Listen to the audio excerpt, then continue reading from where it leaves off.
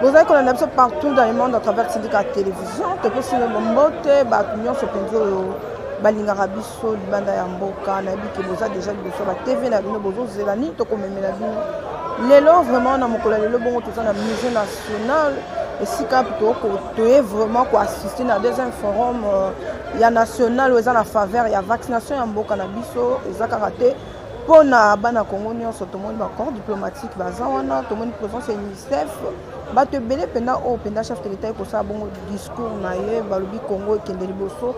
Congo est toujours de l'avant, Congo toujours bon moko na yango na bon moko na toza na musée national pour na ko soutenir pardon toujours ba idée ya mwana mboka Fatou Benton waza bongo garant de la nation na yende na todo ke pena na mapundami ya 2023 to tikel bino bota la entrée ya chef de l'état le lenge ko salama pe discours to tikel bino na syndicat télévision to kutana tout à l'heure.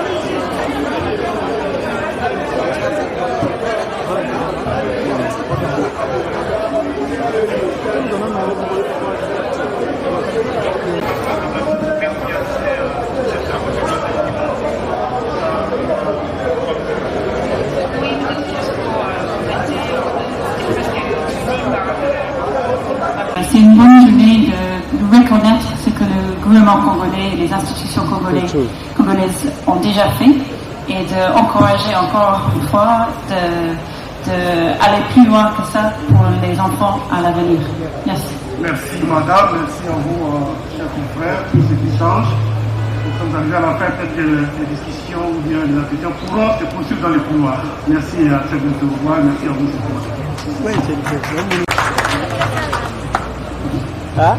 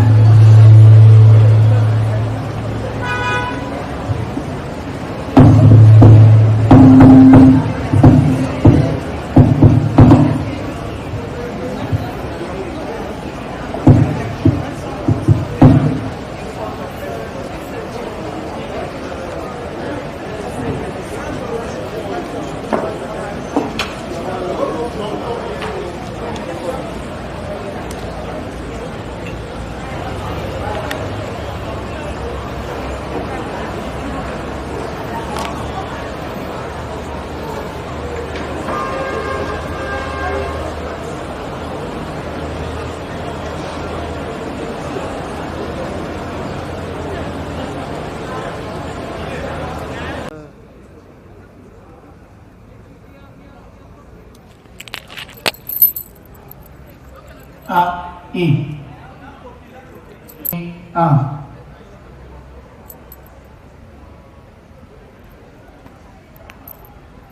Le 21, ici le pégal Provincial de la province où elle est, à charge de la santé, qui a représenté son Excellence, Monsieur le gouverneur de province, qui était pratiquement empêché.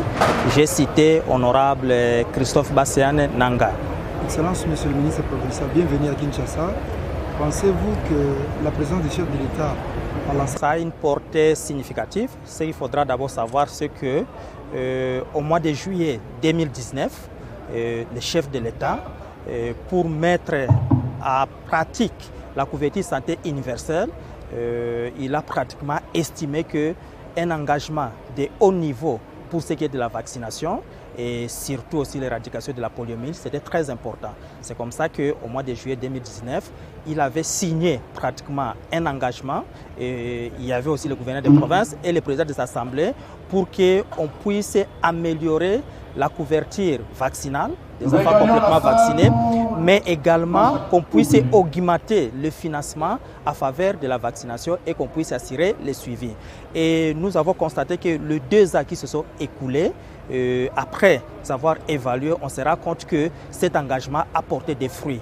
Parce que nous sommes passés au niveau pays de 35% des enfants complètement vaccinés et pour le moment, nous sommes à 52% des enfants complètement vaccinés. C'est pour dire qu'il y a eu vraiment des avancées, pas seulement à terme de la couverture vaccinale, mais également à terme aussi d'accroissement du financement par rapport à la vaccination. Comme vous l'avez suivi, je pense qu'il y a eu un accroissement considérable du niveau central pour ce qui est de la vaccination, de façon à ce qu'au cours de l'année 2021, le niveau national a pratiquement donné sa contribution de 100% pour l'achat des vaccins. Mais ce n'est pas seulement au niveau national, mais il y a également l'engagement au niveau provincial. Et pour ce qui nous concerne la province du Haut-Ouélé, nous avons senti que depuis que notre gouverneur de province, honorable Christophe Bassiane Nanga, avait signé cet engagement, il y a des avancées. La première avancée, c'est qu'auparavant, dans les 10 budgétaires, il n'y avait pas une rubrique à faveur de la vaccination. Et depuis cet engagement, maintenant, chaque fois qu'il y a un budget au niveau de la province du Haut-Ouélé, il y a une ligne budgétaire qui concerne exclusivement la vaccination. Mais à part cette ligne budgétaire, il y a également un effort qui s'est fait pour que ces fonds qui sont alloués au niveau du budget soient également décaissés. Mais en plus de ça, il y a un suivi du niveau provincial, un suivi de façon à ce que les activités de vaccination puissent se dérouler normalement et cela pourra nous permettre de pouvoir investir sur le capital humain parce que vous savez très bien que la jeunesse de demain, c'est pratiquement ces enfants qui sont en train de naître. Alors, il faudra les épargner de toutes les maladies évitables par la vaccination. Et le message que nous donnons pratiquement à nos frères et sœurs du Haut-Ouélé, c'est pratiquement de pouvoir emboîter les pas, de pouvoir s'approprier le message du président de la République qui est pratiquement de pouvoir contribuer à la vaccination de nos enfants. Je pense que ce message fort du président de la République, nous devons l'approprier à tous les niveaux, que ce soit au niveau des autorités locales, que ce soit au niveau de la société civile, que ce soit au niveau des communautés. Ce n'est qu'à partir de ça que nous pouvons se dire que nous sommes en train de contribuer à une intervention très importante de la couverture santé universelle qui est pratiquement la prévention.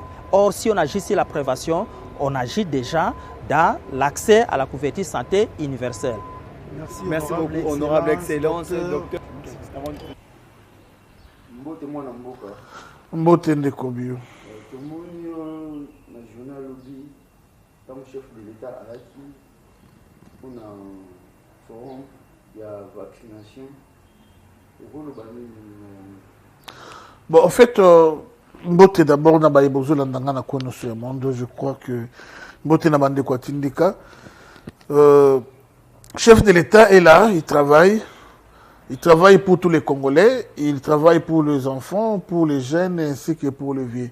Tout celui qui est Congolais, quel que soit son âge, quel que soit son poids, le chef de l'État, Azawana, pour travailler afin que Ozala Malamu, Vina Ozala Malamu, Mboka Ozala Malamu, Makamano Ozala Malamu. Il a songé aux enfants. Hier, c'était le deuxième forum. Le deuxième forum, il y a Makamotali vaccination, il y a éradication, il y a maladie autobengi poliomyélite. Alors, bandeko maladi oyo ya buka buka ezali vraiment cimetière monene pona mboka ezali vraiment avenir ya mabe pona bana na biso maladi oyo ya buka buka soki boyebi na ko tia attention mingi te boyebi na ko kipe yango te franchement le Congo de demain ekozala lokola bandeko oyo bakenda Inde bayebi adefo kokenda Inde bozomona bato misusu kaka na komona bato boyoki mposo ozonga ondiko ozosala otala film ya zombie ondiko ozomona baextraterrestre ondire omona motu mosusu lisu na likoshi mosusu zolo mopanzi oyo mosusu loboko esala soki ndenge nini mosusu okomona deko bamalformation ebele bamalformation ebele. Alors pour lutter contre tout cela esengeli kozwa vaccin. C'est pourquoi chef a Télémi, vraiment Télémi, dans le forum il y a Liboso, premier forum de Salemaki, il a quand même réussi à gagner beaucoup, il y a na Oyo, Baïba qui vraiment na cause la motivé, il y a cause un vaccin. Je parle de son discours. On est un discours, il y a chef de l'État. Alors, na Oyo mi balé, plus de la moitié déjà, bazu vaccin. Na Lisungi, il y a Mokonzi Mboka, puis dans l'Isungi, il y a des partenaires, il y a Congo. Baye Oba Sunga Congo, le col ambassadrice Moko, il y a Londres, il y a Angleterre. Azala qui est sur place. Il y a Azutia Makoki na yo Sengeli pour que Moussala wana ait vaccination et que ne ba coin et recoin nyoso ya Mboka na biso Congo. Bravo na chef de l'État, il a pensé aux enfants. Une très bonne chose, il n'a jamais négligé les enfants. C'est pourquoi même dans Makambo itali ba gratuité de l'enseignement souci makasi ya mokonzi ils ont venir ya lobby bana ba un jour bana ba 2 jours bana ba 1 mois une année 2 ans 5 ans 10 ans 15 ans chef a besoin botanga chef a besoin bozala vraiment instruit suffisamment de matière. C'est ça passe ya chef. Ba manipulateur bakosa bino te ya basangisa bino bana balakisa ke bango balingi bino bana koleka chef de l'État ba milingi nde. Donc asimbi 15 na maboko a besoin comme na 20 pour y a réussir na vie il faut comme na 20 pour bana na yeba vivre bien il faut comme na 20 famille na yeba vivre bien il faut comme na 20 pour comme na 17 makangu il faut comme na 20 21 années les exemples de pouvoir. Alors, il y a 15, pourquoi on a 20 et 5 combien 15 plus combien égale 20 15 plus 5, c'est 5. Alors, 5 années, les années, le couteau, pour me croire, vous la séduit, afin que vous conquistez l'intérêt, comme on a 20. Et ça, c'est que vous c'est du clientélisme politique, basé sur la salapona. Vous linga bango, vous votez bango, mais pour qu'en retour, basunga bino te bazala makoki bazala na bino mbula na mbula basunga bino bakipa bino eloko te basango exemple botangi na pasi mbula na mbula ya bambongo ya pasi basango bazomona ndenge ba parents ba souffrir to bani na tango ya Mobutu to kina tango ya Musée na Joseph tout ça au moins ba parents impayés.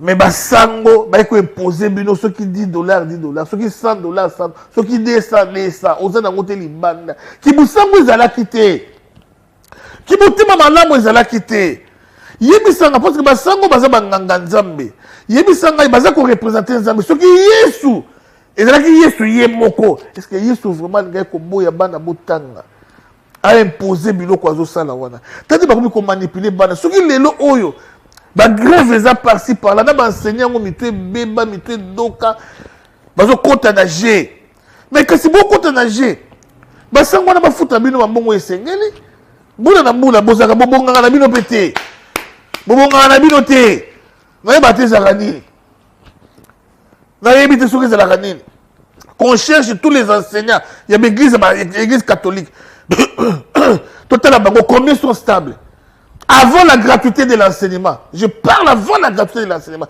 Tous les enseignants, Tout la banda kuna bango, so ba stable, bana mituka, ba so vivre sur une nene. Bon, moi pas qu'on la moussoto wana et pas mon konzamoka. Ça c'est du n'importe quoi franchement. Vous savez, nous, le peuple congolais d'abord, on ne veut pas qu'on touche à notre chef. On ne veut pas qu'on touche à notre chef. Ce que vous faites là, vous commencez à dépasser la ligne rouge. Alors maintenant, vous verrez sur quel bois on s'échauffe. Arrêtez ce genre de bêtises. Arrêtez ce genre de bêtises. Boutique à bana batana classe. Vous foutez bana ba 5 000, il y a corruption. Pour bana basa la trouble. Mais, je manque à mon de Bela Maï n'est pas à convaincre bana venez c'est mon kimia. La ville est tranquille. Mozela qui trouble, Mozela qui désordre, pour belé là, pour la jeunesse, c'est mon bongo. Baba da ma kélé, les colomba du n'importe quoi. Les ennemis du Congo, les sorciers du Congo, bato ba yina Congo, les bino, ba traître, bino. Et puis après bino, ce sont les enseignants là. Ces enseignants là. Bafuta bino boboyi, bokomi o, babakisa autant. Bokomi ko imposer bato. Non, attends tout. Bato ba senga augmentation de salaire, mais na modèle loté. Na modèle loté, ça devient une bêtise. Papa Fati, c'est la mission de dictature pour Kambabie. C'est la mission de dictature. Donc, vous allez être dictateur pour Kambabie. Parce que Congolais, après pour la démocratie, démocratie, c'est le qu'on a tué. Donne la main, mais yé, à un bras, à un nion, à un bêtise. N'a pas tout mal Koloba, télé, Koloba. Tant que Kabila, il va beaucoup faire la mono Koloba. Tant que Joseph, il va beaucoup faire la mono Koloba. Tous ceux qui n'attendent pas Mouzé, il va beaucoup faire la mono Koloba. C'est n'importe quoi. Alors, maintenant je m'adresse dans ma Congolais, on va soutenir mon Konzamboka. Vous savez, il y a certaines choses que papa ne peut pas dire. Hein? Ce que papa bimi awa, bana ba voisin bazo fingaye. Papa a robengote. Oh biyu yaka, media medina. Moi nanga mwasi yaka, kende ko bundelanga, kende ko soanelanga te. Yo moko conscience na yo moko mwana. Okokota na bitumba wana kutu papa akosala assemblée ya koboya kutu kopekisa koboya kozongisa bino na ndako bozonga na ndako mais bino bokolinga bomunda na bavoisin pour marquer papa mais papa kozongisa bino na ndako bozonga c'est comme ça. Alors bino batisekeliste bino peuple congolais oyo bo soutenaka mokonzi, il y a des choses inacceptables oyo boko ko avaler te. Vous commencez à avaler ça au nom de la démocratie. Ça, ce n'est pas la démocratie. Non. Non. Toki la Bible, le plus grand démocrate, Dieu. Conseiller maintenant Deutéronome. Comment vous devez garder ma borne et parcelle naïe. Quand tu commences à dépasser ma borne et parcelle, pourquoi on a passé la moutou? Ça, ce n'est plus la démocratie. C'est plus la démocratie. On filme. On s'en dit film. Dans tous les gens, derrière mon cause. Ce monde qui est mon cause, film. Critique normale, c'est bien. C'est normal, mon cause, mon critiquer. C'est normal. Les sociales, les moyens, les mots, c'est bien. Mais la façon, il y a ma bête, la façon, il y a ma monde, on a ma chole. Bon vivre. Toi, mi bali. Bon vivre. La façon Katumbi, alors tu n'as bino, on pour ma sangane, ma yokanit. Ma ti ma pakambongo, Katumbi a tué. N'a ma Jeannette, ma Kabila ma tué. Au bout de Jeannette a utilisé qui peut bateau. Pour tant que ma intérimaire qui n'a yo, qui Denis Kadima. A utilisé peu bateau, ma bima, le na Kanluka. Pas de Kanluka, pour les moussilles qui étaient en gaï Kanluka, n'a yeba Kala, Kanluka, pour les moussilles qui étaient Kanluka. Bon, ma bino ma kamu, ma la sabino be, ya lokuta. Bato ma la tibale misuni, bato misuma, si sabino mi kuwa. Kanluka, basi sabino mi kuwa. Fallait vous fâcher. Oh, bah, utiliser banana, bah, Willery, quartier, bah, innocent. Alors, Sikoyo, balak sango Kanluka. Et justice peut, et ça, il n'a pas de mon côté, maman. Maman, il y a la justice. Au moment où na son rival, j'appelle A ce qui est A, B ce qui est B. Au Samson, bien dit. Donc, il y a des maniements, il y a plusieurs fois, l'ongolaï. L'ongolaï, mais la justice, elle est innocente. Ma piste c'est un quartier à Kamba. Bien commune à Kamba. Elle est innocente. Mon société civile, il y a des politiques bien maîtrisées, ma solo bien tazoya, on dirait fondation. Ma justice. Oh, il y a ma justice. justice, il faut m'ibéco. C'est ça l'état des droits. Autre état des droits, là. Maman, na mona batuba lela na procès. À l'élé, ma émis, c'est bimé. Juge Azuka, 10 ans de prison. Bah! Juge Atalite Kazana Bana. Allez, Sakabana. Azana Boye. Juge, Babi Dour, Alex. C'est de l'ex. La loi est dure. Mais c'est la loi. Mais you, maman.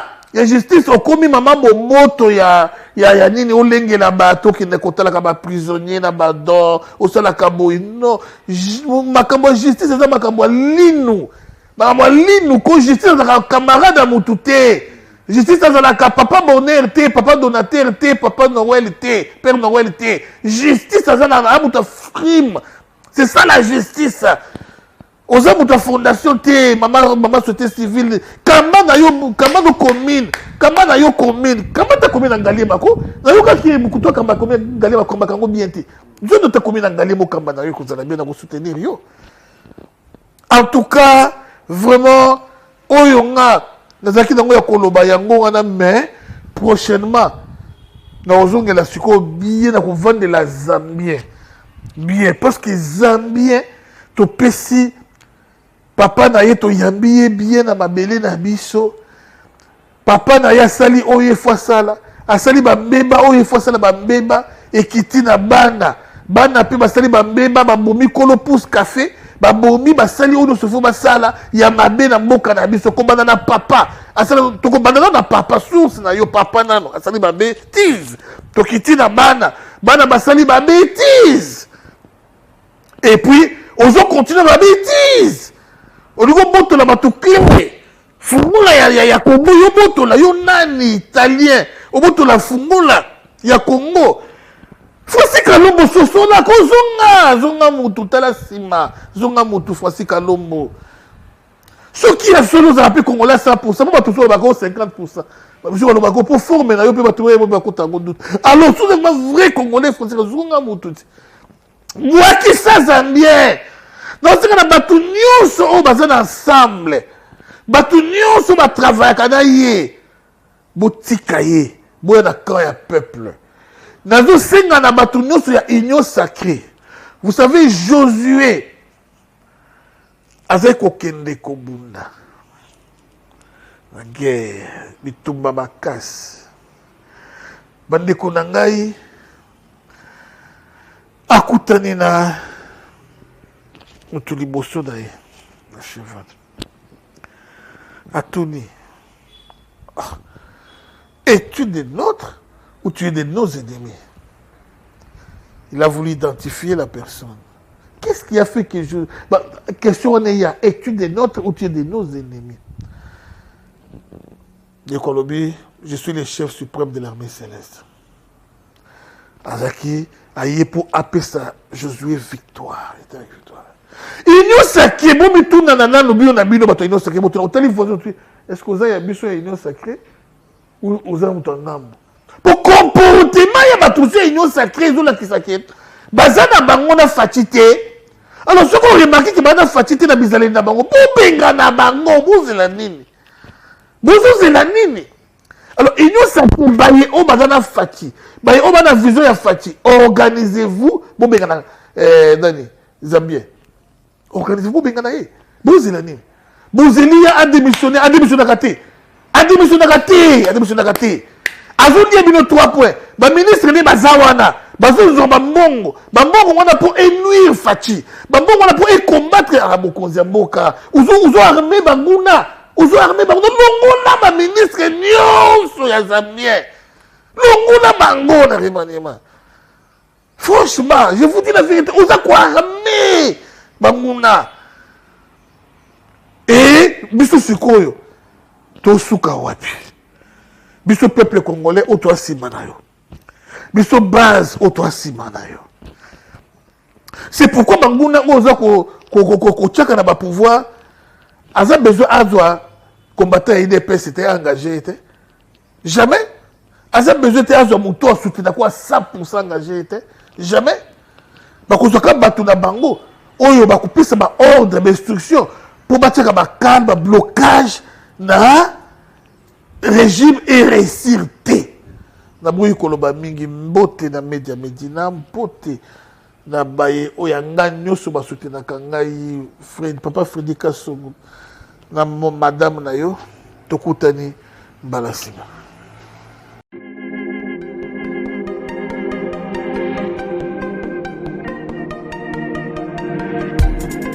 Après 25 ans d'expérience, eh oui, de 1995 jusqu'à ce jour, Elton Store, l'unique shop congolais de Londres, la Grande-Bretagne, il est Londres, et ça lui cause la fierté à la communauté Nabiso, et surtout, il y a un homme d'affaires congolais sérieux dans la diaspora. Oh yes, yes, yes, yes. C'est créé Elton Store et Zali Kakamoko, le sérieux, à quel na service qui toque on a ma client naïe. Avec ma produit naïe, où il y a première classe, il y a qualité supérieure. Oh, il y a ma bombe à Elton Store. Oh yes, mon crime au bimbe yeba. Ma maman à Londres va confirmer. Elton Store, c'est le perso des produits cosmétiques. Il y a solo produits originaux. Et yes, les alipes perso, il y a produits alimentaires, naturels et organiques. Au travers de nos produits cosmétiques, Elton Store détient le secret. Secret ya solo, où ya poso ya maman moi c'est qui toko. Poso ya moi so benza basali kolula, poso ya moi so mobala kotala ya lembate. Poso so ko tamboli masanga sima. Eh oui, yango ne ba produire zo tekama na kati Elton Store. Na ba produit alimentaire, où ya Elton Store, yango de secret ya cuisine ya maman congolaise. Eh oui, nyonso ko se pensa mobali na yo ezali. Pondu, matembele, ngai, ndole, fumbwa, ndunda, bilembwe, oyo nyonso penza, oyo kobonga pona cuisine na ezali. Oh yes, yes, yes. Olingi mobali na yo asepela na yo libela na libela. Olingi mobali na yo atalaka yo lokola mwasi azali kolula sika. Oh yes. Olingi mobali na asisa biloko nyonso otielaka ye na mesa. Secret ezali kaka moko. Elton Store.